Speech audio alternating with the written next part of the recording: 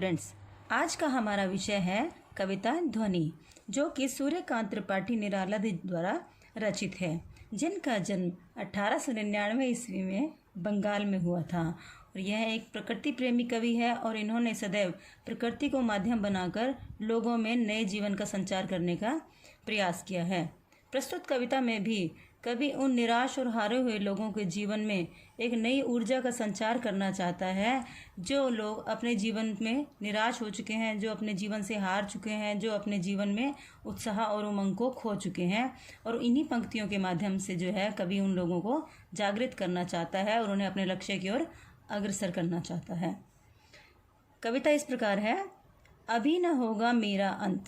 अभी अभी ही तो आया है मेरे मन में मृदुल वसंत, अभी न होगा मेरा अंत।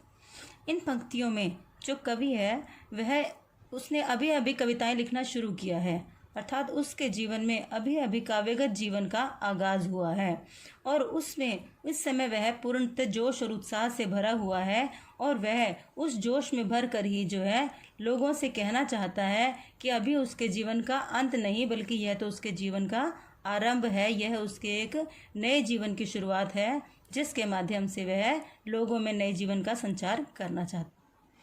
यहाँ मृदुल वसंत से अभिप्राय है कवि के काव्यगत जीवन का वसंत, यानी कि उसके जीवन का वसंत उसने अपने काव्य रूपी जीवन को कहा है।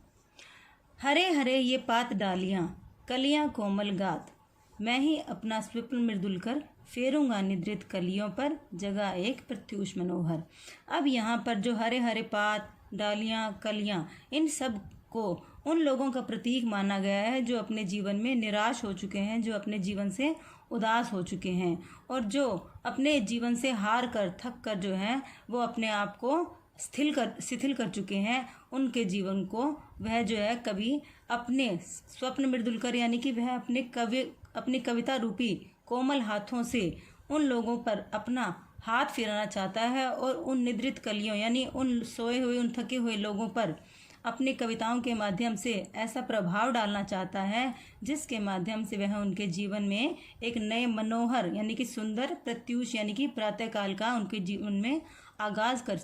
सके। जिस प्रकार सूर्य के आने से प्रकृति का प्रत्येक वातावरण की प्रत्येक वस्तु खिल उठती है, उसी प्रकार जो है कवि अपनी कविताओं के माध्यम से इन लोगों को जगाना चाहता है, इन लोगों के जीवन में जो सोई हुई भावनाएं हैं उनको जागृत करना चाहता है, जिससे वे अपने लक्ष्य की ओर फिर से अग्रसर हो सकें और अपने जीवन में एक नई प्रातःकाल का आगाज कर सकें।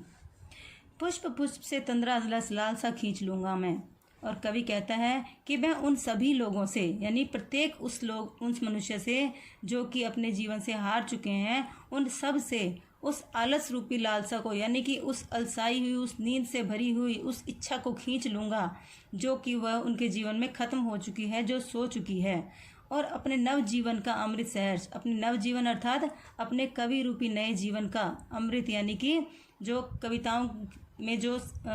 के माध्यम से जो प्रभाव कवि उन पर डालना चाहता है वह खुशीपूर्वक वह उनके जीवन में डालना चाहता है, जिससे वे प्रभावित हों और अपने जीवन में आगे बढ़ने का वह प्रयास कर सकें, अपने जीवन को एक नई उल्लास और उमंग दे सकें।